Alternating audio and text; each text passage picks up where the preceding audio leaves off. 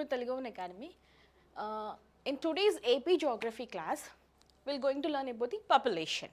Population, Janava, mana Andhra Pradesh yokka Janava. So, in India, when coming to India, population was census in the sense counting of how many people are residing in a particular area and particular place or region, how many men, how many women, how many children or how many below 6 years old. This all comes under population studies. This is called as census.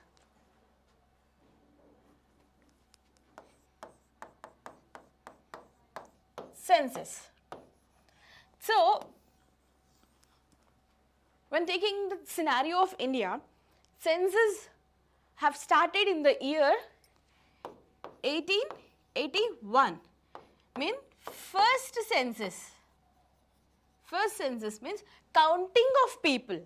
How many people reside in this particular place or this particular region, counting how many men or female or how many senior citizens. This is called census, counting of living people in the particular region. So, this was started in the British India in the year 1881. So, after independence, first census of India after independence was started in the year 1951. So, these censuses are calculated for every 10 years because everybody knows that India is a very vast and large country, second most populous country in the world. It is not that feasible or not possible. It is not possible to count how many people are increasing per every year. So, they ideally took for every 10 years. Every 10 years is the ideal time for calculating population of India. So, for every 10 years, this we do have a registrar for census that is called as how many below 6 years old.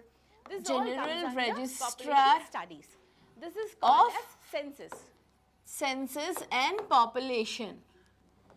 So, who heads the census department? Census. Registrar heads the census department. Census, a department of census come under which ministry? It comes under Ministry of Home Affairs. 81. Mean first census. First census means Ministry counting of people. How many people reside in this particular place or this particular region? Like students may get confused if there is a question like this. Census come under which ministry? Ministry of HRD. HRD means Human Resources Development, Ministry of Home Affairs and other things. What do we think? It deals with counting of people, it deals with human beings. So, we'll be in a mood that, okay, it comes under Ministry of HRD. No, but that's a trap where we all fall in. So, census department comes under Ministry of Home Affairs. So, who is the present census registrar is Vivek Joshi. Large country, Vivek, most populous country in the world. Joshi. Not that feasible or not Vivek Joshi is the current census registrar. Okay. People are increasing. So, we have seen census have taken for every 10 years, that is called decadal or decadal census. For every 10 years we count how many people are like have increased or how many people have decreased, how many deaths, how many births and how many children are there, in that too how many female children, how many women, how many men. Census counts each and everything, even for cattle also, there is census for cattle also. So, when coming to India, so last census was in the year 2000, census department 11. So ideally 2021 must be the census year. Under which ministry? It comes under Ministry of 2021 must be the census year. But because of the pandemic COVID-19, in 2021, census were not conducted in the year 2021. So the latest data available for us is 2011 census data only. So whatever data or statistics we are going to study today is from 2011 census. That was the last census. Ideally 2021 there must be another census, because after 2011 10 years means 2021. But because of pandemic COVID-19, in 2021 census were not conducted. So we are, whatever data we study is from 2011, right? So now coming to India stands second most populous country in the world after China. India is the second most populous country. So when coming back to Andhra Pradesh, for every 10 years, if the scenario, how many people are like, so in terms of population, or how many people have now we are going to see where does Andhra stands in the state of in the population, how much we do rank, female children, how many literacy, how many men, female census counts each and population, even female literacy or overall literacy, urban population. We are going to see in the class today. So, coming to in terms of population, Andhra Pradesh is the 10th largest in the country, accounting for in the population. Means our population, coming to our all states, coming to Indian states pan India, we stand in the 10th position. Census year. We are the 10th most populous state in country. Because of the pandemic, Means above we do have 9 more states. Okay, in Andhra Pradesh rank is 10th position. That accounts for how much? Nearly 4.10% of the total population of India. We account for nearly 4.10%. We are going to study today is 0.10% of the total population of India. Ideally 2021. That is in percentage. When come to figures, see, of the total population, as per 2011 census, again I am stressing on this point, the last census were conducted in 2011, so that is the latest data available on census, and we have to pick only from this data, okay? As per 2011 census, that is 4.1% of the total population, and that is 4 crores 95 lakh 77,103. Where it stands, what's the total population? See, you have to remember one thing. In 2011, bifurcation of Andhra Pradesh was not done. Okay, so in the state of in the population, how much we do? You may have doubt, like madam, like Andhra got bifurcated in 2014. So what about this figure? So whatever might be the figure, examiner is going to ask from this data only, because that is the genuine data available, that is authentic information. So it comes around 4 crores 95 lakhs 77,103 people are living in Andhra Pradesh. That is in 2011 combined. We can take as a combined. So decadal growth. Now coming to decadal growth. Above we do So have 9 more states. In Andhra Pradesh stands 10th position in the whole country, the 10th most populous country in India, and next is 4.10%, that comes around 4 crores 95 lakhs 77,103. So what is this decadal growth? Decadal means, what is meant by decade? Decade means 10 years, okay? Anything, decade means 10 years. Decadal growth means for every 10 years, how much of population growth is there? How much of population growth is seen for every 10 years? That comes around 18.88%. That means we are increasing by 18.88% for every 10 years. See, in 2001, from 2001 to 2011, 18.88% decadal growth was seen. This growth is during 1961 to 71 and 21.13% during 81 to 91. So, for every 10 years, we are growing. If we take decadal growth for the state of Andhra Pradesh means, it was seen only in 1961 to 71 and next 81 to 91. That means only 61 to 91 there was decadal growth, and from 91 to 2001 there was a decline in this decadal growth. Means earlier people used to have nearly 5-6 children. A couple used to have 5-6 children till 1991, or at least 2 children, minimum 3 children, or maximum 5 children, 6, keep on going. So, but after 1991, because of awareness, we call awareness or family plannings or whatever, this decadal growth started declining from 1991 to 2000. That comes around 9.21% during 2001 and 2011. This is lower than the all India growth rate. All India decadal growth rate is 17.70%. How much of population growth But seen for every 10 years? Andhra Pradesh was between 2001 and 2011. Decadal growth rate was 17.70% for the pan India, for the whole India. But coming to Andhra Pradesh, it is only 9.21%.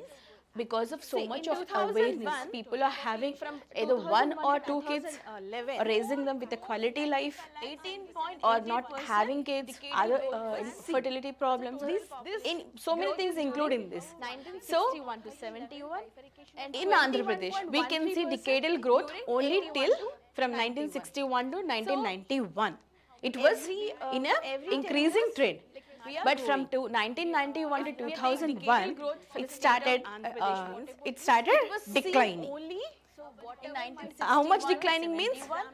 It's even lesser than the national decadal growth, national average decadal growth. It comes around 9.21%. So, the sex ratio in the state was up from 1983 in 2001 to 1997 in 2011, and is higher than the all India figure of 1943. What is sex ratio? Sex ratio means, But after 1991, because of awareness, we call awareness. sex ratio means every 1,000 male, This decadal growth started declining. That comes around from 1991. how many females are there? Comes around 9.21%. decadal growth. For every 1,000 males, how many females are there? This is low. Are they equal to males? All India Are they growth nearly rate. 1,000? All India Or decadal more growth than rate is 17.70%. males, or less than, or very less? Every 10 years. So this is called sex ratio. Between 2009 Sex ratio means 2011, for every 1,000 males, 17.70%. how many females are there in that state, or in that district, or in that country? Now coming to Andhra, we have shown a very much improvement in this, because Andhra Pradesh is a developed state, is a very developed state. So if you take the states like Uttar Pradesh, Bihar, Rajasthan, they consider females are very weak. So if you see in Rajasthan, it's a female rate of female feticide is very high. But from 1991 to If 2001, they after going for a scan, if you see that there is a female child, they abort then itself only. much decline So, but coming to state of Andhra Pradesh, Andhra Pradesh is a very educated and very developed, advanced state. So, here there is no that much parity between the males and female. Almost men and women are equal. from 1983. So then coming to the statistics, in 2001, this ratio was 983. All India figure of 1940. Means What is sex for ratio? every 1,000 men, there are 983 women in the state. That was in the year 2001. And coming to 2011, it has increased more than that. Means people were happy. Even they had only female daughters, female child. They are happy with the daughters also. Females are there. So for every 1,000 Are they equal to males? males, All India there are 997 women. males. there are 997 women for every 1,000 men. That is higher than the national average. National average is 943 How many females women are for there every in that 1,000 state or in that district or in that men. country? So, Coming to Andhra, in sex we have ratio, shown a we are higher than the very much national average, improvement in this which because comes around Andhra Pradesh is a 997 developed female state. for It's a every very developed 1,000. That is in the year 2011. if you So take now the we states coming, like that was Uttar Pradesh, according to Bihar, 2011 they latest, consider that was the females are available very data or census. So, Now coming to socio-economic survey. This data is according to socio-economic survey 2021. Very high. But from 1991 to If so, after sex going for ratio a scan, continues if to you be see that there is a favorable. female Here, child, coming to they which abort districts, then in itself. which How much districts itself? of But Andhra coming to Pradesh, state of sex Andhra ratio is Pradesh, to be Andhra Pradesh is seen very high, educated or and very which district developed. dominates in Advanced sex state. ratio. So, That is here there is no that much Vijayanagaram parity and between, Srikakulam districts. In males Vijayanagaram, and female. Srikakulam districts, we Almost can see sex men ratio and is women high. are equal. In the districts of East then Godavari, coming to the, Visakhapatnam, West statistics, Godavari and Guntur have in registered a 2001, progressive sex ratio, this ratio was moving from less than 1,000 category to more than 1,000 from 2001 to 2011. There are 983 Even when coming to women in districts the like state. Visakhapatnam, That was in the year East 2001. Godavari, West Godavari And coming to and Guntur, 2011, that's a progressive has sex ratio. increased more than Means that. the increase in more than 1,000 People were males. happy. Even they had But only which female doctors, female this is child. in a favorable They are condition. happy with the Vijayanagaram doctors and also. Srikakulam have So, for favorable every conditions, 1,000 not exactly fully, but they are in a favorable conditions.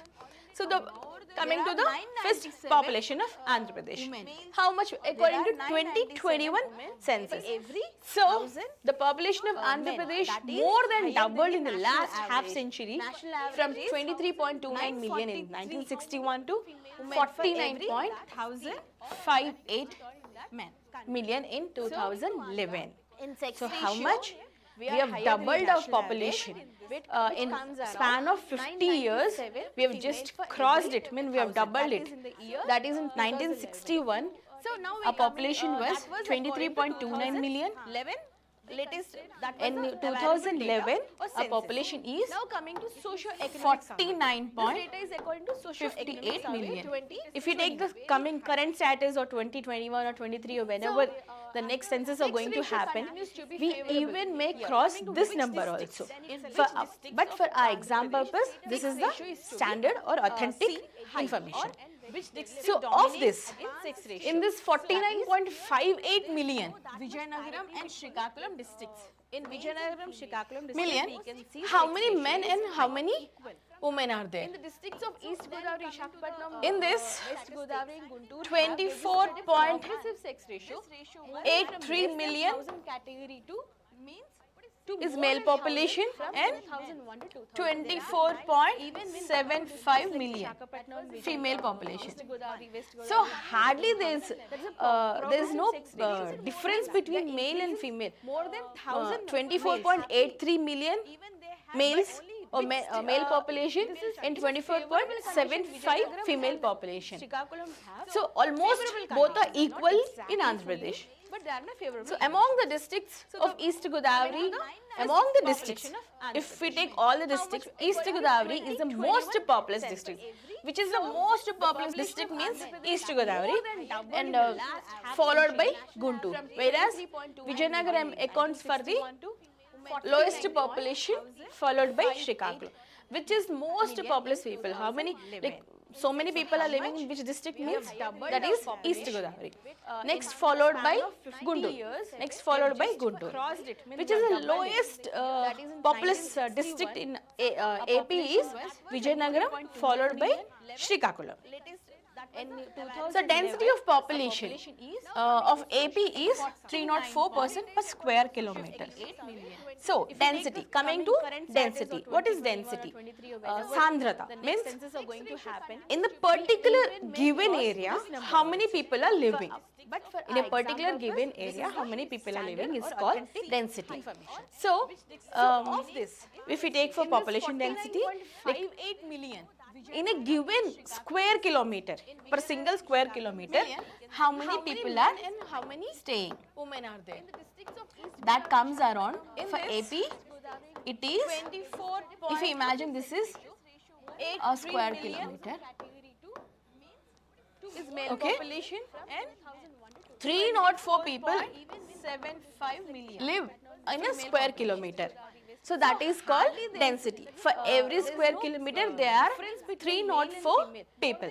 That is 4.83 against 382 male population persons per square kilometer all India average. female population. If we take the all India average, that is 382 persons per square kilometer, we are only 304. If we take 304 persons are living per square kilometer. What is the density, population density in Andhra Pradesh? It means 304 persons per square kilometer. For India means that is 382 square kilometers per. followed by Srikakulam. So Krishna and West Godavari district has the highest density at 518. Next followed by Coming to the districts, Krishna and Godavari are the highest. They do have the highest population density, which comes around 518. Mean in Krishna and Godavari districts, population of AP. if we take this is average of total AP. This is average of total AP, but we particularly take any district. Means in this particular area, given area, 518 people are living particular given in area. two districts. Which districts? Krishna So, and if we take for population density, West Godavari. in a given square In the districts of kilometer, Krishna per and single West square Godavari, kilometer, how many for people every are square kilometer there are 518 persons. comes around for AP. So It is, that is the if you imagine this is highest population density in which districts means Krishna and Godavari, 518 people. The which districts has the lowest population density means YSR, Kadapa and Prakasam. that is called density. YSR and Prakasam districts have the lowest population density with less than 200. Again, see here the very much populous means, they have been like nearly 518 people, more than this national average and more than this state average. Kilometer. So, and coming back to YSR and Kadapa, in a particular place, there are less than 200 people. Population density in YSR and Prakasam. 304 persons per square kilometer. For India means that is In a given square kilometer, there are less than 200 people in YSR and Kadapa and Prakasam districts. When coming back to Krishna and West Godavari, there are nearly 518 people. coming to a district. So that is the scenario. So these which districts have lowest density, population density means Kadapa district and Prakasam. 18 mean in Krishna and Godavari The district. Ativrushti, Anavrushti laga. Of AP. If we So, take this is Coming to average next, of total literacy AP. rate. This is Literacy average rate of means, total AP, but we particularly take literacy any means district. a person who can particular area, read and write. 500 That is called literacy. A person who can read in his or her mother tongue, or who can write. That is called literacy. Literacy means not only reading, even writing also counts for literacy. Okay. When coming to the state of AP, how many people are literate? How many people are literate? What is the percentage? So the literacy rate of the state is 67.35% Krishna and Godavari in 2011, as compared to 62.07% means from 2001 to 2011 there is an increase in the literacy rate by nearly almost approximately 5%. But Andhra Pradesh has the lowest literacy when compared to the all South Indian states. We are lacking in the literacy rate. But when you take to national average, we are doing bit better. But comparatively, other South Indian states, we are bit lacking in literacy. So, according to 2011 census, literacy rate is 67.35%. That is an increase by 4% from 2001. Okay, the literacy rate of the state is lower than the all India literacy rate. We are lagging behind than the all India literacy rate. Pan India literacy, all India literacy rate is 72.98%. Okay, literacy in AP increased over 37 points from 29.94% in 1981 to 67.35% in 2011. If we compare from 1981 to 2011, there's an increase of 29.37%. Means we have improved our policies towards education. So it might be Sarva Shiksha Abhigyan or free education, midday meals, whatever it is, we have increased from 1981 to 2011 by 30 points in literacy. So in that, even literacy also, in that we have to count female literacy because there are so many female dropouts. Every year if you see, only girl child is in so many villages in rural areas, girl child is allowed to study till the age of, till the class of 6, 7 or 8, maximum 8th class. After that, that girl is married or she have been sent as a domestic help, so many other things, other like regional issues or security issues. So to increase this, government have come with so many programs, we'll discuss later. But now coming to female literacy rate has gone up from 52.72% in 2001 to 59.96% in 2011. We have been increased by 7%. From 2001 to 2011, we have started increase, female literacy have been increased by 7%. The percentage of urban population to the total population in the state is 29 points. Yeah. What is urban population? People living in towns, cities, metros comes under urban population. How many people are living in metros or cities or towns? How many people are living in rural areas? That comparison comes under nearly 70% lives in rural areas. There's an increase of 29.37%. 71% you can take. 29%, only 29% of the total population lives in towns or urban areas, towns, cities or metros, if we have. So the percentage of urban population to the total population of state is 29.47% in 2011 as compared to 24. Means they have increased by nearly 6 points, 7 points because migrations, migration is the one of the biggest factor for increase in the urban population in a decade. So now coming to the scheduled caste population. So the scheduled caste population in state has increased from 74.28 lakhs in 2001 to 84.69 lakhs in 2011, registering a growth of 14%. Growth of 14%. So by 2011, they have increased from 8 to 84.69 lakhs. So SC population is 84.69 lakhs in the year 2011. So as per the 2011 census, scheduled caste population forms how much? 17.08% of the total population of Andhra Pradesh. So how much this scheduled caste population take in the whole population scenario or ratio? They form nearly 17.08%. That comes around almost 80% SC people. 80% scheduled caste people live in 71% you can take rural areas. 29%, only 29% of the total population. How much percentage of the population of scheduled caste people live in rural areas? Means almost in this 17%, 79, 80, nearly 80% of SC population lives in rural areas, others live in urban or cities. So, the literacy rate among SCs is 64% and lower than the state's literacy rate of 67.41%. Yeah, literacy rate in particular scheduled caste people is only 64.47%.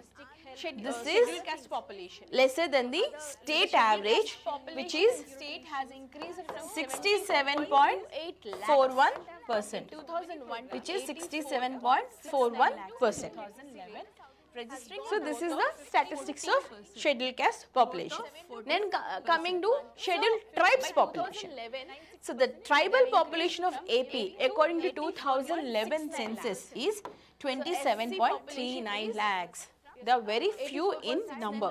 In the year 2000. They are very few in number, consisting only, they consist of only 5% of the total population of AP. SCs constitute, scheduled caste constitute 17.08%. How much this scheduled ST persons constitute only 5.53%. 17.08%. That comes around Okay. almost 80%. So the scheduled tribe literacy rate is 48.83%. Scheduled tribes literacy rate is 48.83%. In that particularly, female literacy rate is 39.40% and male literacy 58%. Like scheduled tribe women hardly literate. They are hardly literate. In them only 39% are literate. Other scheduled tribal women are illiterate. Even if coming to male, 58% of scheduled tribe men are literate. Others are illiterate. So which district has the highest scheduled tribe population is Visakhapatnam district has the highest scheduled tribe population because you can imagine match with Araku, Paderu or Seeleru. All these are hilly areas and the tribal areas or agencies. We call them as agencies. Narsipatnam and all. 47%. And coming to urban population. Statistics of scheduled caste. So the percentage of urban population to the total population of the state is 29.47 in 2011 as comparatively 24. Means urban population has been increased. In 2011 it is 29.47%. That means it indicates a growth in urban population. Everyone is interested to migrate or settle in urbans because as a in villages, their traditional skills or sets they are being losing agriculture or other things. So they prefer to travel to urbans because of employment, for better living, better facilities, quality of life. 83%. So urban population has increased by 3%. So Visakhapatnam stood first with 47.45%, followed by Krishna district with 4.81%. So which district has the highest urban population means Visakhapatnam has the highest urban population. Almost nearly 47.45 people reside there, urban. And next, followed by Krishna district. Srikakulam, in Srikakulam, urban population is very less. It's 16.16% and Prakasham with 19.56 are the least urbanized districts. They are least urbanized districts. So now coming to the best recorded literacy so far at both the national and state levels were during the 90s. When coming to literacy rate, in 90s we had both national average was best and then even state also was performing to the best. A slow growth in literacy rate was identified during the last decade at state and national levels. A slow growth in literacy has been observed in the last decade. In the last decade, we have seen a slow growth in literacy. There are so many number of reasons for this slow growth. Everyone is interested to migrate or literacy in AP increased by over 37% from 29.94 in 1981 to 67.35 2011. We have seen this. Agriculture or in spite of this fast rate of growth in the last 3 decades, the literacy rate in AP is still lower than the national average. Urban population has increased by where we improved nearly 37%, but we are lagging behind than the national average. We are lagging behind than the national average in spite of 37% has the highest growth population means in Visakhapatnam has the highest three decades. In 3 decades, but it's still lagging behind. 0.45 people. The overall literacy rate has gone up from 62.60% in 2011 to 67.35 in 2011. The male literacy is very less. 71% to 16.16%. 74%. In 2001, male literacy was 71.28%. It has been increased to 74.77%. So, female literacy has gone up from 52.72% to in 2001 to when coming to literacy rate, 59.96% in 2011. Female literacy, there is an improvement. We can see improvement in the female literacy, girl child education. So West Godavari district is at the top with 74.32% literacy rate.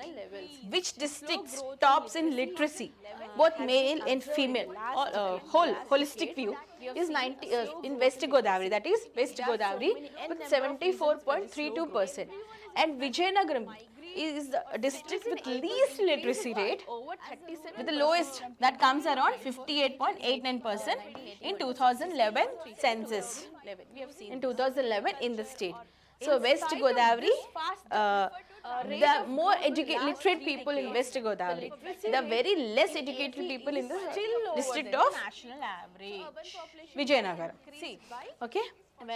So the population of senior citizens in the state of Andhra Pradesh as per the census 2011 is 33.75 lakhs. Who are called as senior citizens? A person, a male or female, who attains the age of 60, 3 decades, are called senior citizens. A person who attains the age of 60 are called as senior citizens. So, in Andhra Pradesh there are 33.75 lakh senior citizens, of which in these 33 lakh senior citizens, 16 lakhs so male and 17.67 lakhs of female. So, we have more female senior citizens than male senior citizens. As per the 2011 census, scheduled caste population forms 17.8%. We have seen that. In that, improvement in the female literacy. In that 79% live in rural areas. We have seen 21% live in urban in scheduled caste and 79% live in rural areas. Yeah, if we take the sex ratio in scheduled caste people, if we take 1000 scheduled caste men, how many females are there? For every 1000 scheduled caste men means it is higher than the national average and higher than the even the sex ratio. Yeah, when coming to dropouts, the SC enrollment ratio is 82.29% and dropout rate is 39.64% as against the general rate of 33.41%. Dropout in the sense a boy or girl who have enrolled in school but they don't continue till, throughout the year. They for any reason, it could be any reason, they discontinue their education or school education.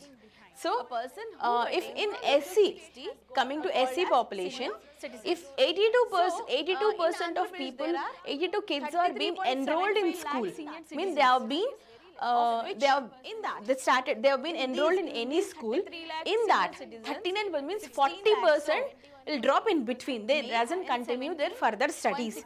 They discontinue their school education, which is, that is in general, that is only for SC population.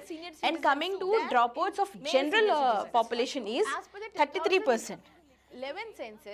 33% is general dropout, and particularly coming to scheduled caste population means nearly 39% of dropouts, 39% of dropouts. Enrollment is also 82%. In that, 39% are dropouts. So as per the official estimates of the Planning Commission for the year 2011-12, the poverty ratios for rural and urban areas of United Andhra Pradesh were 10.96% and 5.81% respectively. Yeah. Coming to poverty, 2011 means that was United Andhra Pradesh. Telangana, it includes both Telangana and Andhra Pradesh. So, if we take poverty rate in urban and in rural and urban population, 9.64% as against the general rate of 33. 10% of rural people are poor. And 5.8% of urban people are poor. But they don't continue. The people, 10% of people living in rural are poor. Poor in the sense, it comes around like daily per day. So They have to earn this much of income. Coming to SC population. So, and 5.81% in urban are poor. 82 kids are being Head count ratio for the combined ratio stands at 9.20%. any school.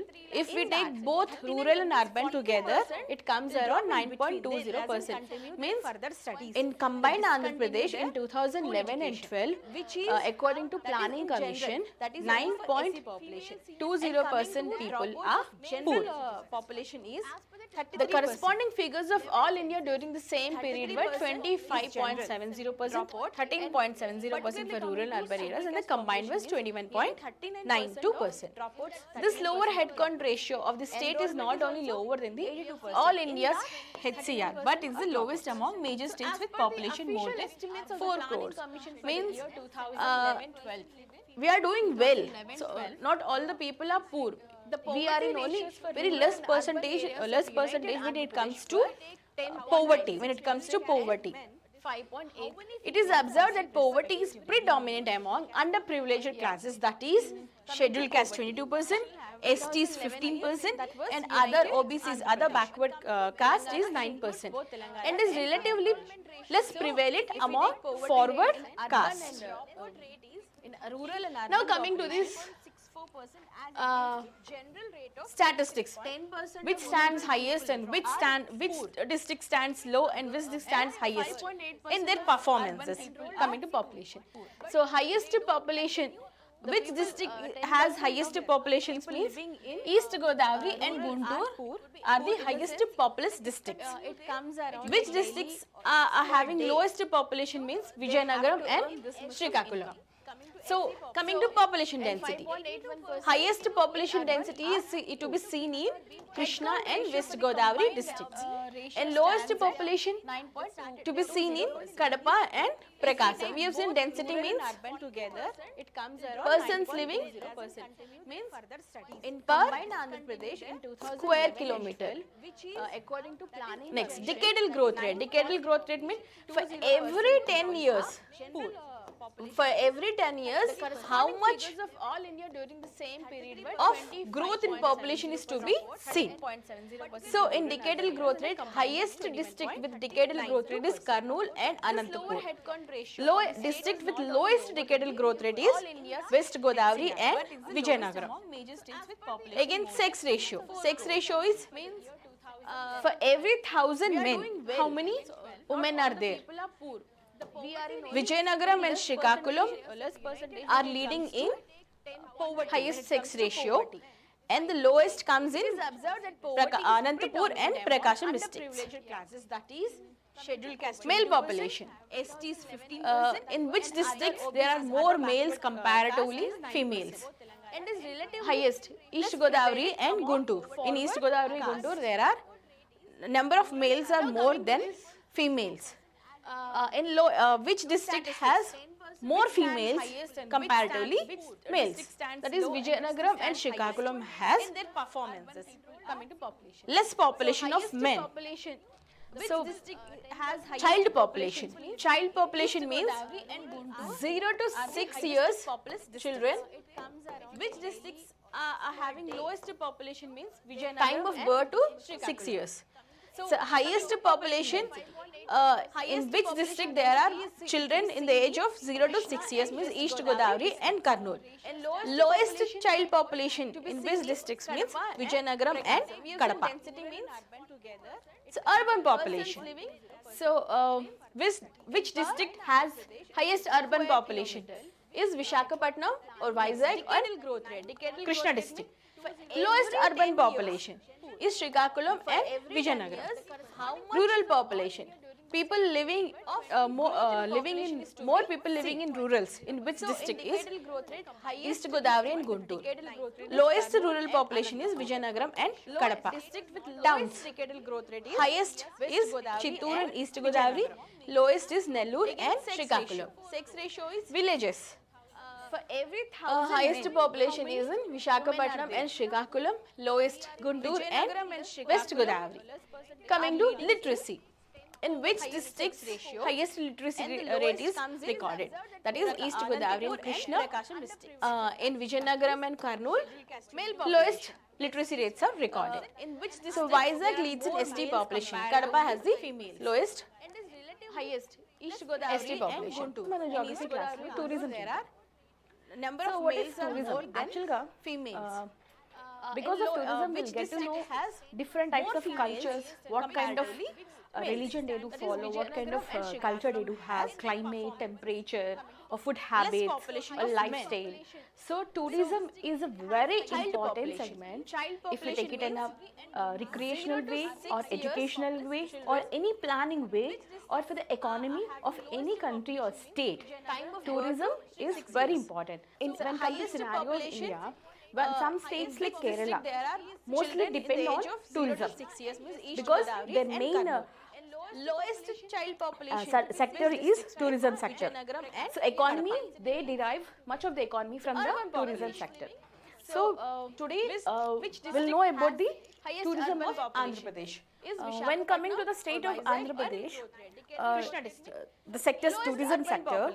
So we'll get to know like how many, like what kind of tourism plannings are there, what kind of tourist policies are there, how is state of Andhra Pradesh is attracting tourists from domestically and internationally, and next historical places and religious places or whatever.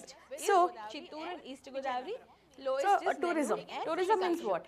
Is it travel predominantly recreational or leisure purposes? It can be recreational, leisure, or educational, or official. It can be anything. See, coming to literacy. when like after you clear UPSC, after the training of like IAS or IPS in the Labasna, so there is a scheme in for the all the civil servants. It's called Bharat Darshan. Means every UPSC candidate who have qualified for IAS, IPS or IRS, whatever it is, so they have to travel all over India so that because they are the bureaucrats, they are the future bureaucrats. So they should know planning, they should know the culture, region, food habits, other things, other difficulties or whatever. So there's a compulsory one part of the training is called Bharat Darshan. So like that only, like tourism can be official, educational, recreational or leisure purposes of the provision of services to support their leisure travel. Anything, it can be so many things, all the ways. So tourism is vital for many countries because so many countries depend on tourism. States, countries depend on tourism, especially European countries. Next, when coming to India, Delhi depends on tourism, and next Kerala. Totally, Kerala is full of tourism. All other states or other countries, the most of the economy is generated from tourism itself. Income generated by the consumption of goods and services by tourists, the taxes levied on the businesses in the tourism industry, and the opportunity for employment in the services industries associated with it. So what happens now, if any country or state is very much like providing infrastructure for tourism or planning any policies for tourism, so they can collect levy taxes from the tourists after the training, whatever the services they've been given to the tourists, they do collect for the charges. And employment generation, if there's a boom in tourism, means there are a lot of employment there, like from you take from the rickshaw puller or auto driver or taxi wala to guide or whatever, hotels, restaurants, like chefs, everything, all hotel industry, they are the bureaucrats, food industry. So employment, it associated with the tourism. Not tourism does not only create like Goa. If you take the example of Goa, Goa solely depends on tourism, because that is a main main income generating sector for state of Goa is tourism, because they depend solely on the international and domestic tourists. In the way they pay to the taxes or services, hotels, restaurants and F&B industries will depend on tourism. The incredible, when coming to India, how many countries depend on tourism? India has a plan policy for tourism that is called Incredible India. Next, when coming to India, Incredible India is a very prestigious project of Government of India when come to the tourism sector. So in this Incredible India, there are so many other plans, other programs for each and every state, accordingly depending upon their the taxes levied on the businesses in the tourism industry policies. and the opportunity. So in the Incredible India campaign, which showcases the best that the India has to offer tourists, now commands worldwide attention. When coming to India, India is a tourist hub because India has historical importances, religious importances, political or regional importances, regional attractions, you name it, India have it. Geographical attractions also. So it is attracting the attention of the international tourists all over the world. So many international tourists are preferring to come to India as an for a visitor for tourism or recreation or whatever it is. So when coming to Andhra Pradesh, this is the policy of India. Incredible India is a campaign of Indian tourism policy. When coming to the state of Andhra Pradesh, we do have Andhra Pradesh Tourism Authority. It is called as APTA. This is the state of Goa is tourism. Andhra Pradesh Tourism Authority is the responsible for the infrastructure development to providing facilities for the tourists domestically or internationally. Is emphasizing the promotion of tourism with a view to harness its multiplier effect on employment, economic growth and poverty elevation Has a plan in an environmentally sustainable manner. So anything APTA, Andhra Pradesh Tourism Authority, is a whole and sole responsible organization or authority to take care of the promotion or employment generation or poverty elevation, that too in a which manner, that too in a sustainable manner. It's not that like, okay, we have attracted tourists, we have done so much of, they have done so much of damage and they have left this place. Then what about the locals who are living in that particular place? No, that's not the thing. Anything should be in a sustainable, environmental, sustainable manner. So, for the first time in the state, incentives such as investment subsidy, sales tax, road tax concessions, etc. are proposed for investment in tourism sector to attract private personnel. To attract private authorities in the tourism sector so that they can invest in the hotels or lodges or restaurants or any other type of tourism related things, investments. So government has for the first time have given subsidies for the personnel or people from the private or sectors who want to invest in the tourism sector. Like what kind of subsidies? Sales tax. Meaning there is a reduction in the sales tax for the persons who are investing in the for the development of tourism. Next one is road tax concession. So if some think like another person is paying a road tax about approximately 100 rupees per month or something. For the people who are investing in tourism, for the development of tourism, for them road taxes concession will be given like around 80 or 70 something like that. It's a just crude example. Next, are proposed for the investment in the tourism sector. So whoever are interested in investing or developing the tourism of Andhra Pradesh, our state government have given so many kinds of subsidies in so many forms. It can be road tax, hotels or sales tax, service tax, everything. When coming to domestic tourists, so if we take all over India, domestic tourist means Indian citizens traveling in and all India, means traveling pan-India. Suppose a person is, tourists are coming from Gujarat, Kerala or Uttar Pradesh or West Bengal or Odisha to the state of Andhra Pradesh. In that rank, I mean, how many Indians or domestic travelers, domestic tourists visit Andhra Pradesh in that rank, in that scenario, in which, what position we take? We stand in which rank? So, first state to attract more number of domestic tourists are like Tamil Nadu is the first state. Next one is Uttar Pradesh. Third state is Karnataka. And Andhra Pradesh ranks fourth. Sales tax. Andhra Pradesh ranks fourth in attracting domestic tourists. Means yearly tourism. Next one is like how many domestic tourists visit Andhra Pradesh. That is, in that rank, we stand fourth. We stand fourth. Means we are almost like we are almost we are fourth rank in the sense in all these 28 states. Concession will be given like around 80 or 70 something. So many domestic tourists. It means that so many domestic tourists are coming to our state. We attract so many tourists all over India. When coming to percentages, we stand nearly 11.6% of the total percentage domestic tourist visits. In that is in 2020. In 2020, we stood fourth rank in attracting domestic tourists. Andhra Pradesh has so many places to visit, like so many tourist attractions. It is a land of abundant tourism potential. It is a land of abundant tourism potential, historically, regionally, religiously, geographically also. We have so many places. Andhra Pradesh do have so many places.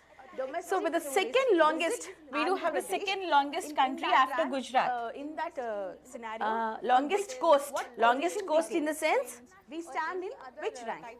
So, first state to attract more number of domestic tourists. So this is the coast. Tamil Nadu is the first. This is the coast of India. Next one is Uttar Pradesh. Andhra Pradesh. Third state is Karnataka. Somewhere here. Andhra Pradesh ranks fourth. So after Gujarat, we have the second longest coastline. That is 974 kilometers. That is 974 kilometers. Describing the state as Kohinoor of India. Andhra Pradesh is called as Kohinoor of India.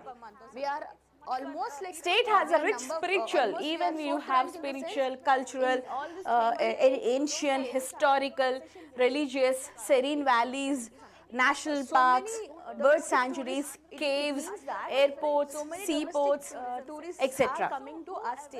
So, state of Andhra Pradesh holds a very high potential in attracting tourists, because we do have all 360 degrees attractions for all kinds of tourists. Not only even we can add in this like educational purposes and hospital tourism, educational tourism, because so many people do visit from Odisha and West Bengal to Visakhapatnam for the hospital purposes, for treatments, and even for education also, like from Ranchi, UP, Bihar and Odisha, people do like come here for engineering or medicines, for engineering studies or any further higher studies.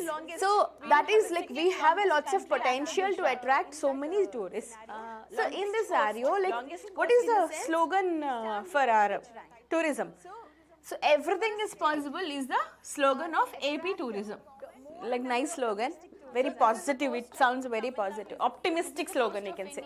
Everything is possible. What is the slogan of AP tourism is everything is possible.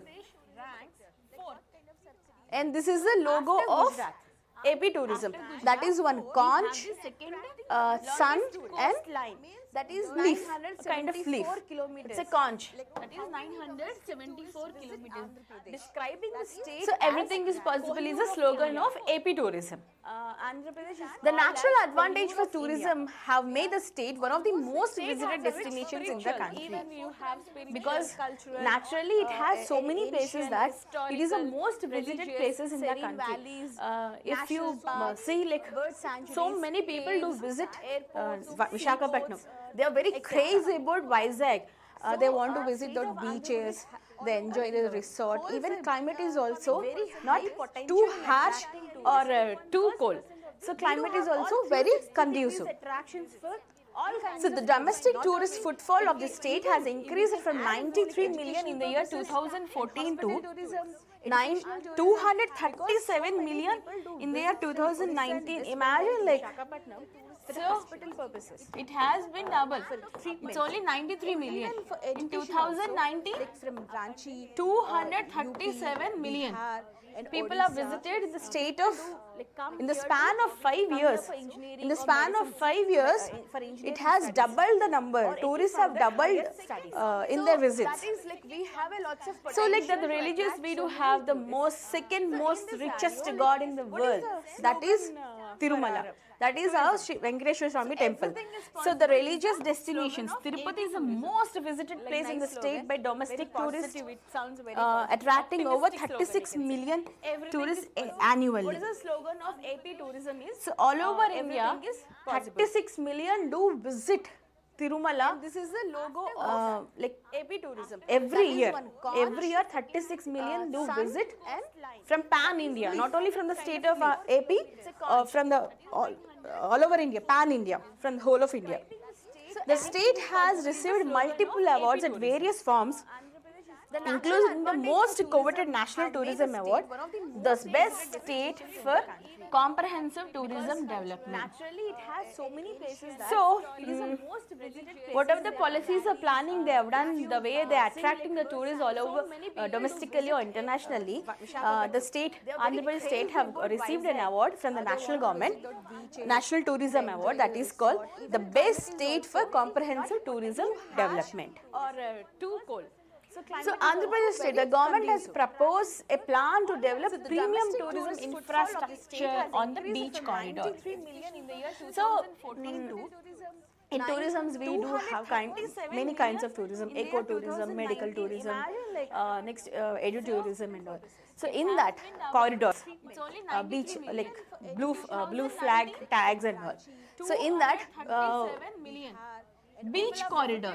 Beach corridor means in the span of 5 years, developing the places, it has doubled the number, or the cities on the coastal plains or so like the religious we do have seashores. So that is Visakhapatnam, Bhimli, Bhogapuram beach. That is our Sri Venkateswara Swami temple. So this is called beach corridor. The tourism infrastructure on the state's agenda will include world-class resorts, adventure tourism facilities, golf courses, seaplane terminals and more. So tourism means not only coming and visiting some place or going back. Tourism means mainly people to visit for relaxation. Like they expect more and more services from that state or particular region. So like they even stay there for 10 to 15 days. Like for that they need resorts, world-class resorts.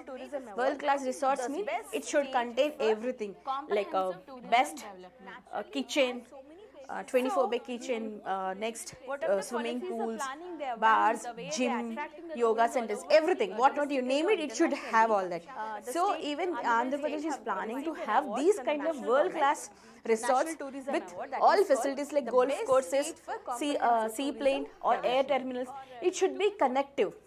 Like if a place is being developed as a tourism hub means it should be connected from the seaway, waterways or roadways or any other trainways, it should be well connected with the transportation.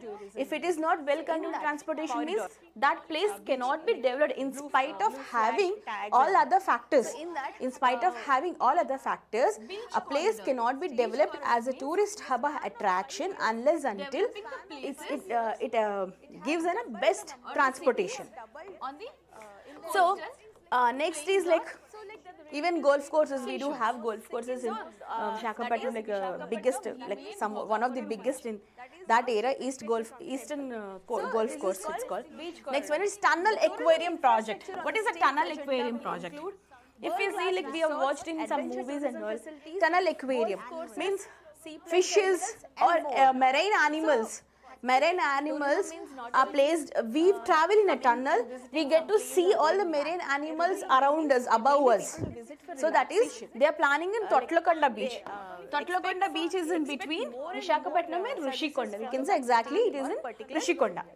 Is also being prepared on the PPP model at an estimated cost of nearly 163 crores. At the estimated cost of 163 crores under the tourism policy. Which policy? We do have a tourism policy for the year 2020-2025. 2020-25 tourism policy. In that policy, they are planning to prepare a project called Tunnel Aquarium Project at Totlakonda Beach. This is in Rishikonda. It should be connective. Rishikonda. If a place is being developed as a tourism hub means, so you'll get to see in between Vizag to Bhimli, this Totlakonda is a place. So the department is looking to convert a stranded Bangladeshi cargo ship on the Visakhapatnam coast. Its name is MV Ma, into a floating restaurant with a banquet and other facilities. Here, one ship, one Bangladeshi ship which named MV Ma. MV Ma. It has come to the coast of the Visakhapatnam beaches. So, they are planning to convert it into a hotel. They are planning to convert it into a hotel or banquet hall, like for the attraction of the tourists or local people, for anything. So, like we can say ship hotel or ship hotel. Geography class, tourism. So, in AP tourism, like we do have center-funded projects also. Even center also funds projects for cities or states which do have the potential for tourism attractions. So, Andhra Pradesh tourism is a pioneer in development and completion of center-funded projects. In that, under Swadeshi Darshan and Prasad schemes, we do have central government of India has two projects, famous projects. We do have a tourism policy related to tourism. They are called Swadeshi Darshan and Prasad scheme. APTDC, that is Andhra Pradesh Tourism Development Corporation, has completed the execution of 3 projects under Swadeshi and Prasad scheme. That Kakinada Coastal Tourism Circuit. One is Kakinada Coastal Tourism Circuit. Next one is Nellore Coastal Tourism Circuit. You'll get to see in between Vizag and pilgrimage tourism in Totlakonda. Pilgrimage tourism circuit in Amaravati. So, Kakinada Coastal Tourism Circuit and Nellore Coastal Tourism Circuit and pilgrimage tourism circuit in Amaravati comes under the national funded, center funded schemes and the tourism development of Swadesh Darshan and Prasad.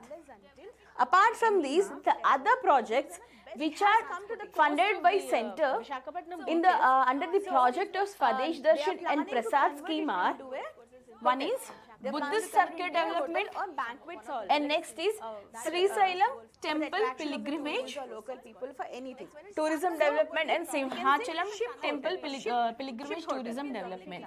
So this Buddhist circuit development means they connect all the sites, all the aramas or viharas with Buddhist centers.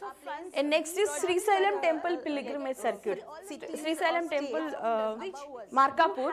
So that is famous for Mallikarjuna Swami temple. This is Sri Sailam temple pilgrimage Pilgrimage Circuit. Next is Simhachalam Temple Pilgrimage Center. That is circuit. That is in Visakhapatnam. We do have Simhachalam Temple Pilgrimage Circuit development. Tourism development. These are all the center funded related to tourism. They are called Swadeshi programs and the part of in the project of Swadesh Darshan and Prasad scheme. I'll explain you Prasad scheme as we further progress in the class. Under Swadeshi. So next is blue flag certification. What is a blue flag certification? A place, a tourist center, anything which coveted with the tag or title of blue flag certification means it should have best safety wise international standards. Next is environmentally it should contain international standards. We'll see. So in AP Rushikonda beach, Center funded schemes. in Visakhapatnam has been conferred the coveted blue flag beach. Prasad. So again Apart Rushikonda. from these, the other projects Rushikonda in Visakhapatnam funded by beach center has been in the coveted under the with project of or Swadeshi awarded Darshan with and Prasad blue scheme flag are- beach. One is It means a blue flag and beach tag is a testimony of the highest standards of safety, quality and environmental sustainability followed at the beach and will place the beach on the international map. So, if any place, or you take anything, beach or anything which has been given blue flag tag means it should have highest qualities, it should have highest qualities of like safety, next quality, next environmental sustainability. It should means it should be in a position to attract even international tourists. So they doesn't feel after coming to that place, okay, this is what have we heard a lot about this, but it doesn't seem to be so. They should not get disappointed. So Rushikonda is a first place. Rushikonda beach in Visakhapatnam is the first place to get this blue flag tag. And other proposed beaches by APTA or other proposed 21 places by APTA blue flag certification. beaches across the state for blue flag certification, of which 9 have been shortlisted. So APTA has proposed 21 more beaches. In that 9 beaches have been shortlisted. But for now we have only one blue flag tag beach, that is blue flag certification beach, that is the Rushikonda beach in Visakhapatnam. So, Prasad scheme. Coming to Prasad scheme. Prasad scheme and APTTs has completed the execution of 3 projects that we have seen. Nellore Coastal Tourism Circuit, Kakinada Coastal Tourism Circuit and Pilgrimage in Amravati. So, upcoming or Buddhist circuit development, Srisailam, Simhachalam. These are under the, It means a blue flag scheme. beach tag is Even a testimony of the highest standard. even these places have been proposed by APTDC. In this, 9 have been listed. We have said these are under the blue flag scheme. So these all are funded by center. They came under Swadeshi Darshan and Prasad scheme. If a place is given blue flag certification means it is being funded by the center. It is being funded by the center under Swadeshi Darshan scheme and Prasad scheme. To that place. So that is the reason, like a lot about this, but for that reason, state government tourism department tries to make a place in the that standard so that it can attain the certification of blue flag, so that it is been funded by the central government. So what is this Prasad scheme?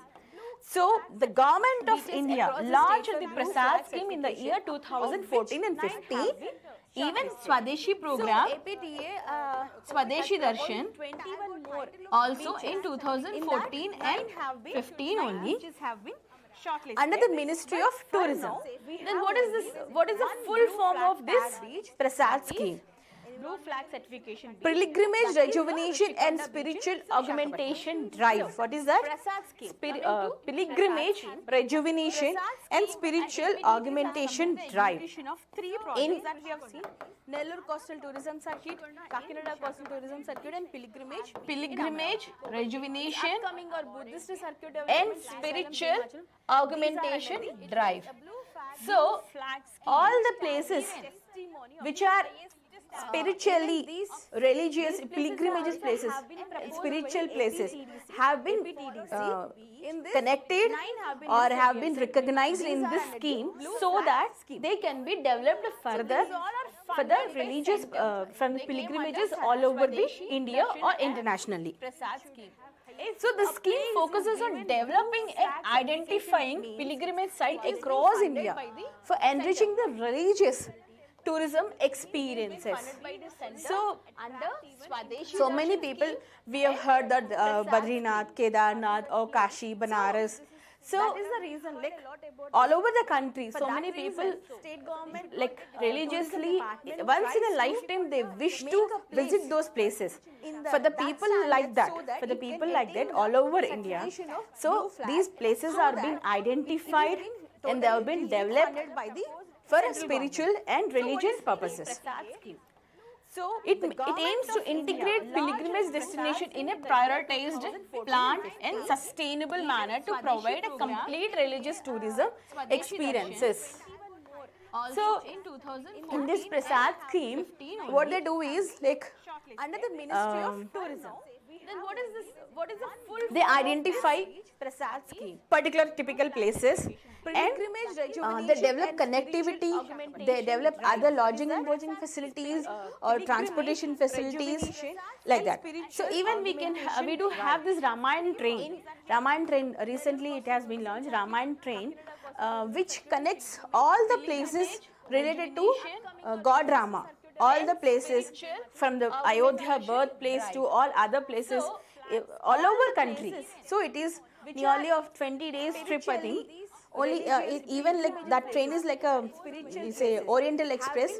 So it connects all the places related to Ramayana and God Rama. So the growth of domestic tourism hugely depends on pilgrimage tourism.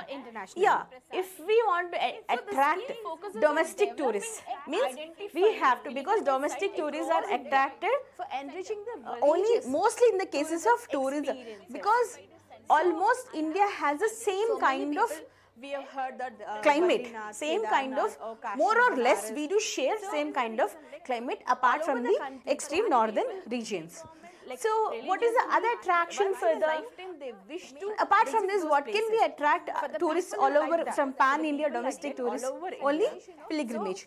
Like are being identified. we'll wish to visit Tirupati Balaji all over India, because there is only one Balaji, that is in Tirumala. So all over India, okay, we have heard of Balaji, we want to visit Balaji now. So because they are Indians, there's nothing more apart from there, but only Balaji is the main attraction. So domestic tourists love to visit when there is any particular pilgrimage. They're spiritually inclined, so that's the reason they want to improve this those sites, those kind of sites. So for tapping the potential of pilgrimage tourism, there is a need for holistic development of the selected pilgrimage destinations by the government along with the cooperation of other stakeholders. Other stakeholders means it can be state governments, private firms or lodges, tourism, private tourists, private travels, or all over country. like government travels and tours. All things. The Prasad scheme aims at paving the way for the development and promotion of religious tourism in India. The main intention of, main aim of Prasad tourism is to develop religious tourism. Religious tourism in India. Yeah, if we want to. So this name of this Prasad tourism has been changed to Prasad. Earlier it was only mostly in the cases of Prasad, P-R-A-S-A-D. Now it has been changed into P-R-A-S-H-A-D. They've added, more or less we do share same kind of they've added heritage. extreme northern regions. Earlier it was pilgrimage, rejuvenation and spiritual augmentation drive.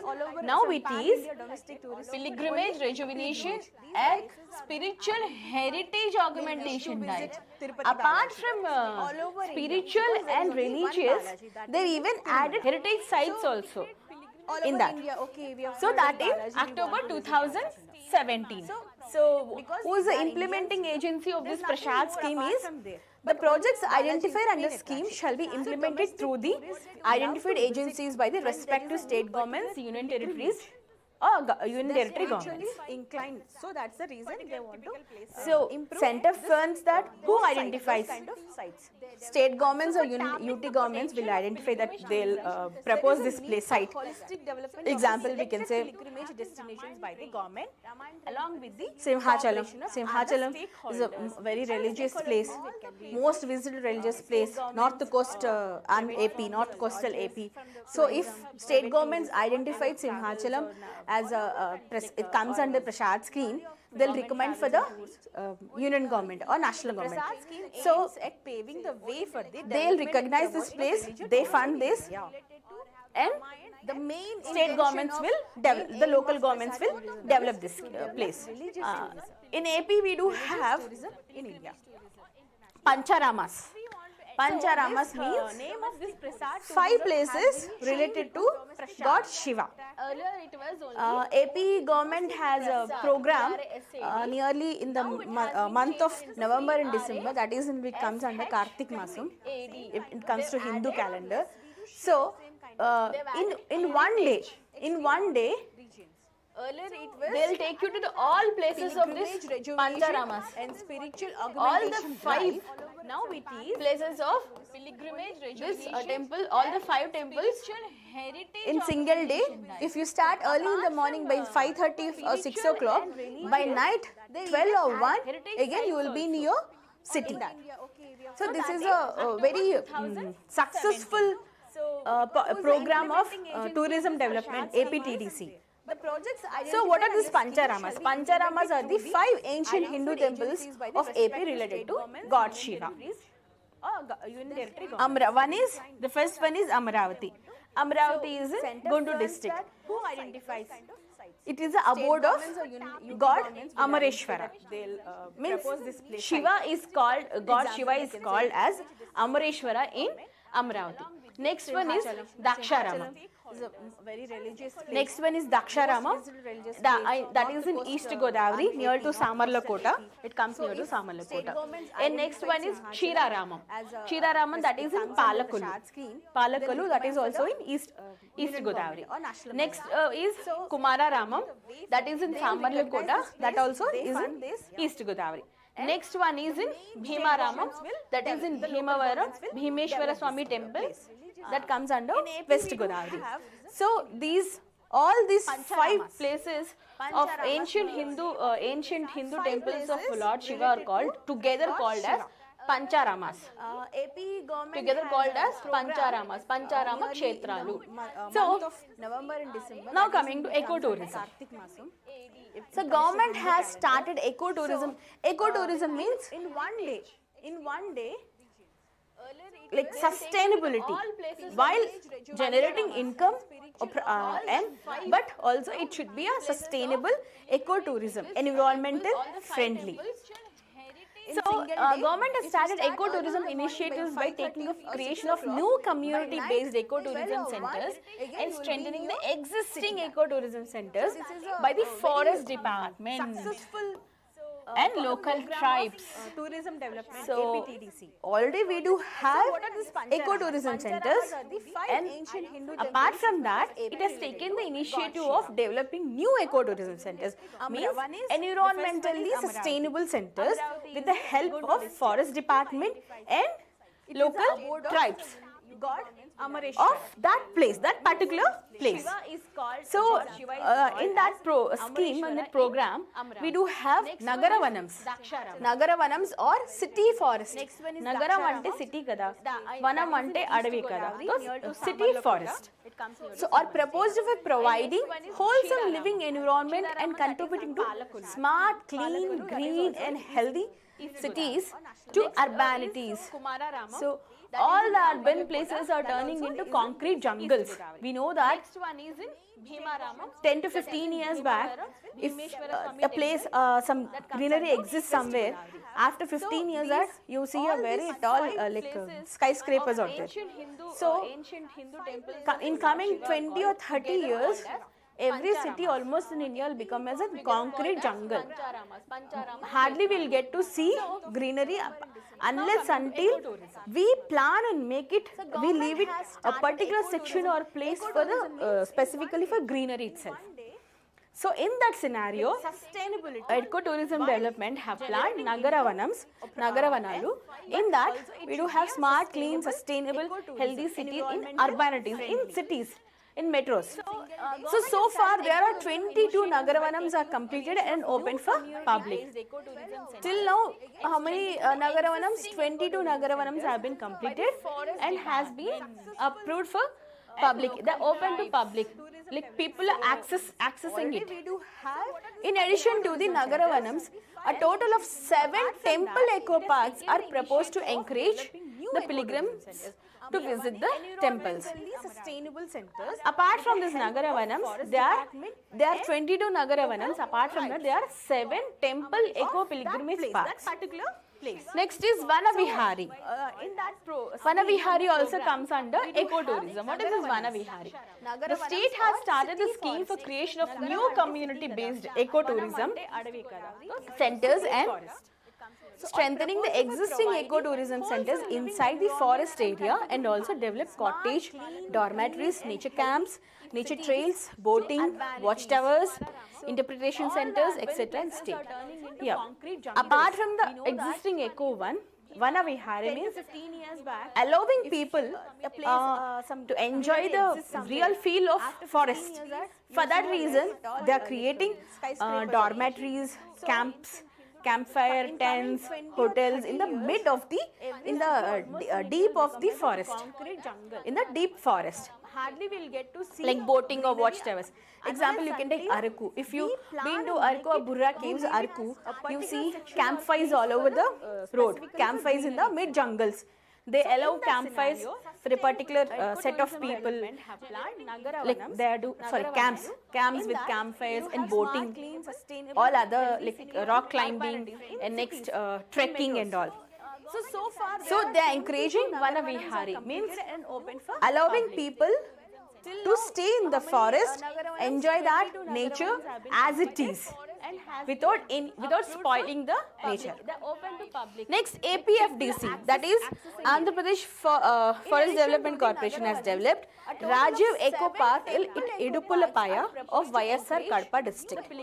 So APFDC have developed one eco-friendly park that is called as Rajiv Eco Park at Idupulapaya of YSR Kadapa district. Ecotourism centers at Muttayapalam near Sri Lanka beach. It's a very big tourist attraction.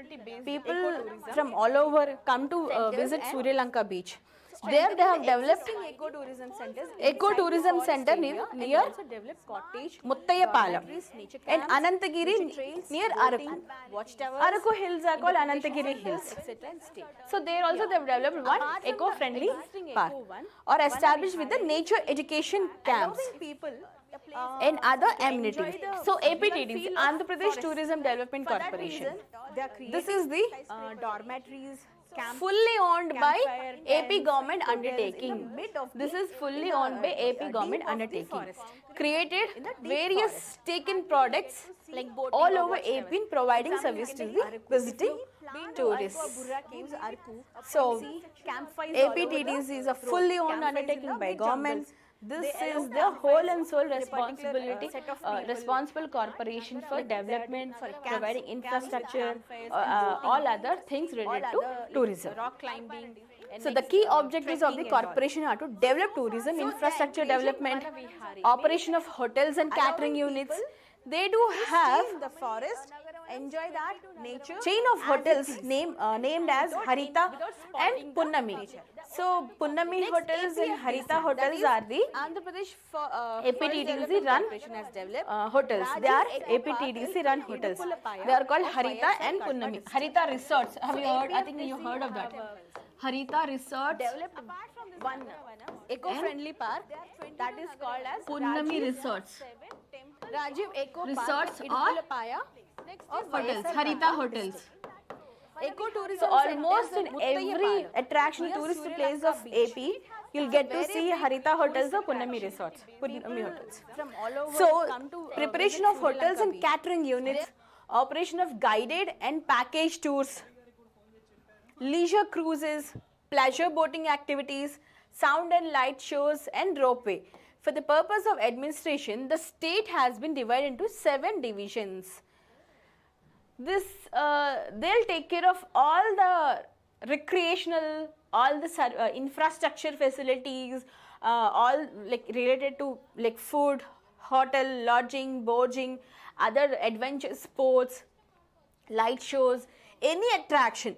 For the attraction of tourists, for any kind of attraction of tourists, who is the authorities who will take care is APTDC will take care. So for the purpose of administration, they have divided state into 7 divisions. They have divided state into how many divisions? 7 divisions. One is Kakinada division. In that, East Godavari and West Godavari comes under Kakinada division. Means whatever development in East and West Godavari will take place, that APTDC of Kakinada division will take care of that. Next one is Visakhapatnam division. In that, Vizag, Srikakulam and Vijayanagaram, all the 3 northern districts. All the 3 northern districts. Next is Vijayawada division. In that, we will have Krishna and Guntur districts. Next one is Nellore division. In that, Nellore and Prakasam. So Tirupati division, Chittoor. This is exclusively only for Chittoor. Next one is Kadapa division. In that, YSR Kadapa. Kurnool division means Kurnool and Anantapur. So for the purpose of administration, APTDC have developed the state into 7 divisions. So geography class lo tourism chedam. So in this, like, we do have tourist attractions like Bhavani Island tourism. In Vijayawada, in the center of river Krishna, in the mid of the river Krishna, there is an island called Bhavani Islands.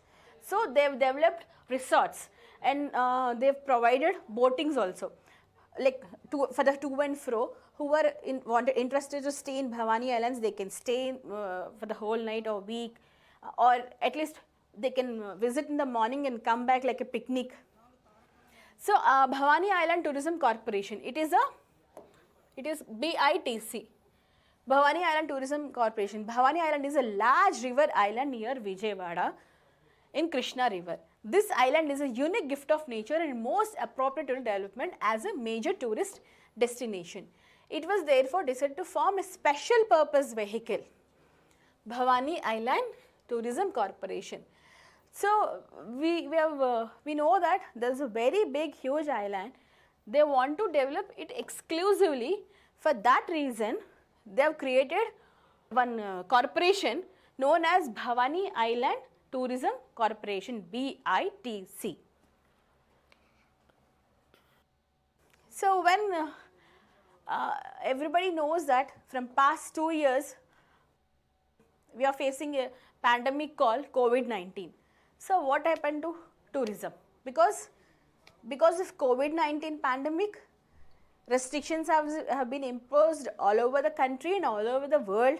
No tourism, lockdowns. So how this tourism sector have been affected by this pandemic COVID-19? So the tourism industry has been massively affected by the spread of coronavirus, as many countries have introduced travel restrictions in an attempt to contain its spread, obviously. So they have restricted so many restrictions, nobody is allowed in the country. Then what will happen? Definitely tourism will be hampered. So the Harita Hotel Nellore and Sri Padmavati Nilayam Tiruchanur APTDC hotels have made a quarantine centers to facilitate the stay and treatment of the affected or seemingly affected people. Not only like this, tourism centers have been made into quarantine centers so that the affected people can stay in these quarantine centers. So post-COVID, okay, after COVID, how is the scenario of the tourism in state? The launch of tourism trade registration facilitation 2020 that will enhance tourism service standards, encourage seamless growth and establish industry linkage. After COVID-19, pandemic COVID-19, tourism trade that is called registration facilitation 2020 has been launched. It will take care of service standards, encourage seamless growth and establish industry linkage. Post-corona related all the facilities or all the necessary security will be taken.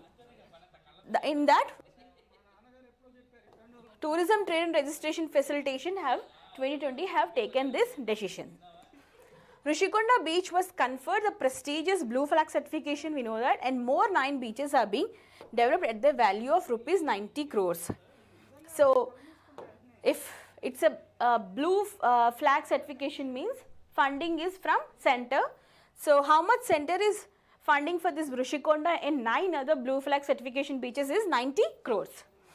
The development of pilgrimage tourism at Simhachalam temple, Visakhapatnam is under Swadeshi Darshan, that is under Prasad scheme. So, what are the other tourist? These are the tourist policies or importance of tourism, why we should have tourism, like what's the main purpose of tourism, we have seen that. Now we will see some tourist attractions of a state, different tourist attractions in brief.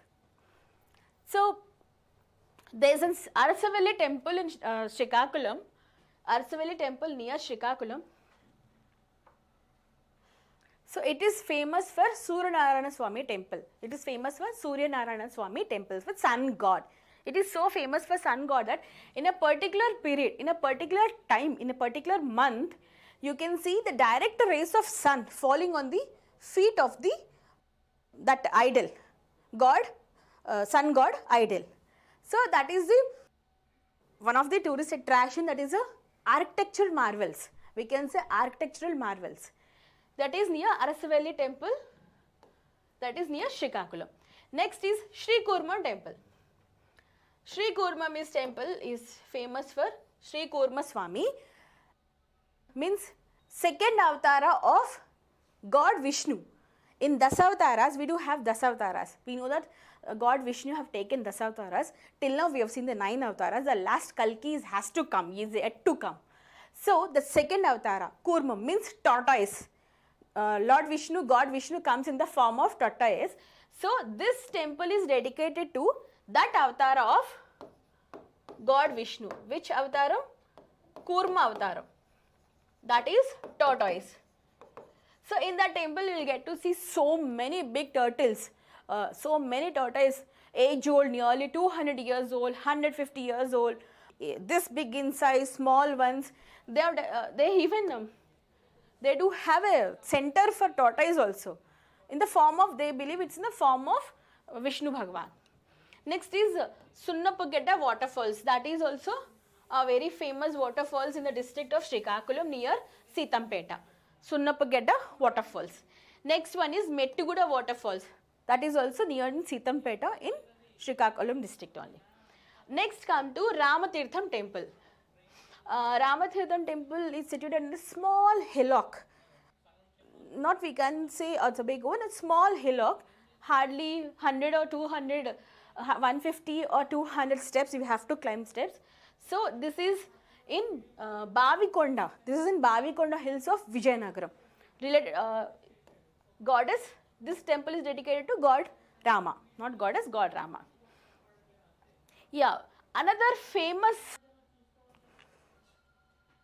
tourist attraction of Vijayanagaram is Sirimanotsavam. Sirimanotsavam for the goddess Paidatalli. So, what happens there is the priest of the temple, the priest of this temple, Paidatalli temple, is been hung to a it'll balance on a very big stick. He'll be sit on a chair on a very big stick, and he'll rotate all over the city for 3 rounds. So all over the places from nearly Vizag, Vijayanagaram, Srikakulam do visit on this particular day to only watch that festival. That is called Sirimanotsavam. Next one is Tonam and Aluru waterfalls. That also near Vijayanagaram only. Tonam and Aluru waterfalls. Next is Simhachalam temple. Simhachalam temple is Simhadrappana temple, that is in Vizag in Simhachalam. Lakshmi Narasimha Swami, it is an abode of Lakshmi Narasimha Swami, built by Kalinga kings. It was constructed by Kalinga kings. So you can see so many tourists from Odisha. This Simhachalam, Lakshmi Narasimha Swami is the family deity of so many Odiyas. So you will see so many Odia tourists floating to this temple. So next one is Borra caves that are near Araku. These are lime cast caves. These are limestone caves near Gostani, beside to river Gostani in Anantagiri hills of Araku valley. Next is Bojjannakonda caves. These all are Buddhist aramas. These are Buddhist aramas. There in Vizag only. These are rock cut Buddhist aramas belonging to 4th to 9th centuries. 4th and 9th centuries old. Next is Totlakonda. Totlakonda is also in between Vizag and Bhimli. It comes in between Rushikonda. So that this is also a famous Buddhist arama. Next is Pauralakonda, also called as Paurala Bodu, near Bhimli only, Vizag, one of the largest Buddhist monastery of the north coastal Andhra Pradesh. So Pauralakonda is one of the largest Buddhist aramas of north coastal Andhra Pradesh, like if you take Srikakulam, Vijayanagaram, Visakhapatnam and all. Next are Anantagiri waterfalls, also called as Tadimada waterfalls, near Araku. Anantagiri hills, Araku is situated on which hills? Anantagiri hills, Eastern Ghats. So waterfalls, which waterfalls? Anantagiri or Tadimada waterfalls. Next is very famous tourist attraction of Araku, north coastal Andhra, is Lambasingi. Lambasingi waterfalls here, Yerravaram. This is called Shimla of AP Shimla. You'll get to see in the month of January, you'll get nearly the temperatures will be around -2 nearly. The temperatures will be in minus degrees also. So in month of January, nearly the time of Pongal, so much of tourists will be floating in this Lambasingi exclusively to visit that exclusive feeling, to feel that cold climate or minus degrees climates. So Lambasingi is in Araku, near to Araku. Even they go for trekkings and all, waterfalls, trekking, night stays, camps, campfires. Another one is Papikondalu. Papikondalu is in which district? East Godavari. That is it's situated on the which river? Godavari river. So here tourism, this is a boat tourism. Like if you from Rajahmundry, if you start from Rajahmundry in a launch or boat, nearly they'll take you to Bhadrachalam. In middle you will get to see so many places, like it's in between Godavari. There is a very big gorge. So it is under protected national park. So Papikondalu is a very big attraction in Andhra Pradesh. It is a boat tourism, like it's a one-day travel, means it's a one-day tourism. It is also in the protected national park. Next one is Annavaram temple. Annavaram Sri Satyanarayana Swami temple. It's a very famous temple in East Godavari, near to Tuni. So it is a pilgrimage attraction or religious attraction, tourism. Next one is Rampachodavaram waterfalls. that is in West Godavari. Rampachodavaram is in West Godavari. That we call as like agency area. Agency area. This place is very famous. We can relate this place with Alluri Sitaramaraju. With Alluri Sitaramaraju. He belongs, revolutions are from this Rampachodavaram only. So, Rampachodavaram waterfalls. Next, Guntupalli caves. Guntupalli caves are in West Godavari. Next one is Kanakadurga temple. Kanakadurga in Vijayawada on in the hill of Indrakiladri. It's a very famous pilgrimage or religious attraction on the banks of river Krishna. Next one is Ettipotala Falls. Ettipotala Falls also near to Vijayawada only. On which river? Chandravanka river. On Chandravanka river. So next one is Kaigal waterfalls. Kaigal waterfall also near to Vijayawada. Undavalli caves. Undavalli caves, these are Buddhist aramas in between Amravati, Vijayawada and Amravati. You will get to see a very big sleeping Ananta Padmanabha Swami statue.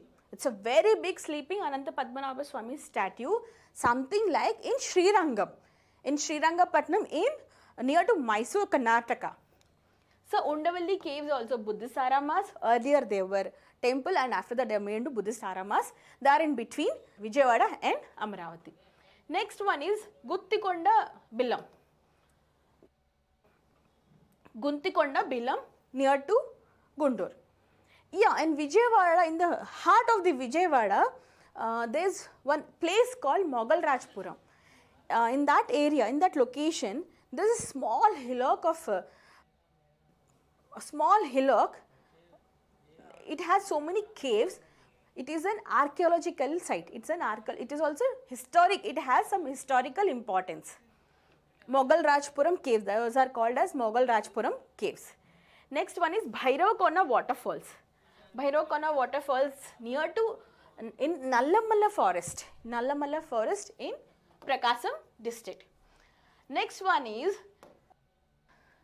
Chandavaram Buddhist sites near Gundlakamma. Gundlakamma project, you see river Gundlakamma in Prakasam district. Next, Penchilkona waterfalls. Penchilkona waterfall also very famous near to Nellore, some 80 to 100 or I think so, I am not sure, but near to Nellore. Next, Bada Dargah. Bada Dargah, very famous tourist attraction of not only Muslims, even Hindus also visit this Bada Dargah for their to visit this place, Sufi saints. So here a famous festival has been will be celebrated, that is called Rottela Pandaga. Means everyone comes with a roti and they throw it in the one lake is there. There's one lake is there, that throw it in that lake. That is called Rottela Pandaga. That is in Bada Dargah near Nellore. Next, other educational tourism like mostly attracted place is Sri Harikota Space Center. That is SHAR. Satish Dhawan Space Center. So that is near to Nellore. Even people do visit to see that SHAR, that Sri Harikota Space Center, at least from far. Whoever travels in that way, this is also one tourist attraction. Next is Gandikota. A very famous movie is there, Gandikota Rahasyam. It's a historical place near Kadapa. It is in Kadapa. Next, Amin Peer Dargah. Amin Peer Dargah, also known as Kadapa Dargah. It is very famous. So many celebrities do visit this Dargah. Even Rahman also once visited this place. Next one is Sri Salem. Sri Salem Temple. Sri Salem Temple is the abode of Brahmarambika and Mallikarjuna Swami Temple. This is one of the temple in 12 Jyotirlingas all over India. So Sri Salem is one of the Jyotirlinga, one of the Dwadasa Jyotirlinga. This is one of the Dwadasa. Dwadasa means 12 Jyotirlingas. This is in Kurnool. So next one is Mantralayam. Mantralayam is the abode of Sri Raghavendra Swami. He is a religious guru, saint. His Brindavan, it is called as Brindavan. Temple is called as Brindavan because he has been Samadhi, we'll say Samadhi, attained the state of Samadhi in Mantralayam. It is called as Brindavan. All the Karnataka tourists, most of the Kannada tourists visit this Mantralayam temple because Raghavendra Swami is like guru of Kannadigas. Not only, like mostly Raghavendra Swami, all Mardhavas will devote to Raghavendra Swami. So this is near the banks of Tungabhadra river. Next is Mahanandi. Mahanandi, this is a very famous Nandi. It's a very huge Nandi built by rock near Kurnool. Next one is Belam Caves. Which caves? Belam Caves. They are near Kurnool. Belam Caves are near Kurnool. They are the second largest caves in Indian subcontinent. Indian subcontinent means from Afghanistan, Pakistan, India, China, Nepal, next Myanmar, Bangladesh. These all come under Indian subcontinent. So this is the second largest cave in this Indian subcontinent after Creamlet Pra in Meghalaya. After Meghalayan caves, Belam caves are the biggest caves, largest caves. Another one is Ahobilam. Ahobilam also Lakshmi Narasimha Swami temple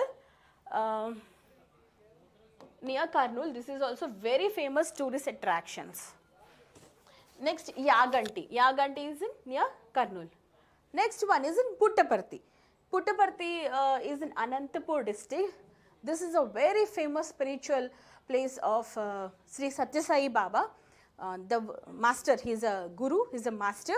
So this is an international tourist attraction, not only domestic, international.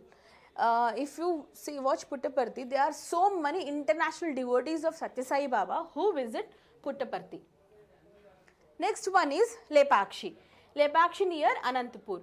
Here Veerabhadra Swami temple is very famous for Lepakshi. Next one is Timmanna Marrimanu. Timmanna Marrimanu is a very huge banyan tree. It's a very huge banyan tree with all branches, is expanded in so many acres, near Nambul Fort, near Kadiri. It's in Nambul Fort near Kadiri. Biggest tree in Asia. No, it is biggest tree in Asia. Next one is, that is Timmanna Marrimanu. Marri ante marri chettu kada. Manu ante dani idi trunk. Okay. Next one is Gooty Fort. Gooty Fort, this is also near Ananthapuram. It used to be called as Gautamipuram. Earlier it used to be called as Gautamipuram, but it has been changed into Gooty. Next one is very famous, our own Tirumala. It's in Nallamala forest. Two Adisesha hills. Those hills on which Tirumala temple is situated is called as 7 hills or Edu Kondalu. That is in Chittor district. Next one is Sri Kalahasti. Sri Kalahasti is the abode of God Shiva. Here the linga is called as Vayulingam. It's called as Vayulingam. We have 4 kind of lingas like Panchalingas. Vayulingam, Bhumilingam, Jalalingam, Agnilingam, all this. So Sri Kalahasti, the Shivalingam in this Kalahasti called as Vayulingam. Next one is Horsley Hills, also called as Enugula Konda. Enugula Konda. Enugula Konda, yeah, also called as Enugula Konda. It's near to Madanapalli. This is called as Ooty of AP, Andhra Ooty. Horsley Hills are called as Andhra Ooty.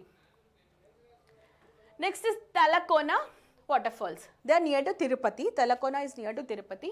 So it comes under Sri Venkateshwara National Park. This is a part of Talakona waterfalls are a part of Sri Venkateshwara National Park. Next one is Tirupati Ganga Jatra. It's a very famous festival. It's a week-long festival. All the surrounding villages near Tirupati, like Chittoor and all people will celebrate this festival for nearly 1 week. So that is called Tirupati Ganga Jatara. These are some of the pictures of tourist attractions in AP. Vizag, some waterfalls. This is Papikondalu, Undavalli caves, Tirumala temple, Mahanandi. So this is all about our AP tourism. Hope you understood. That's all for today. Thank you.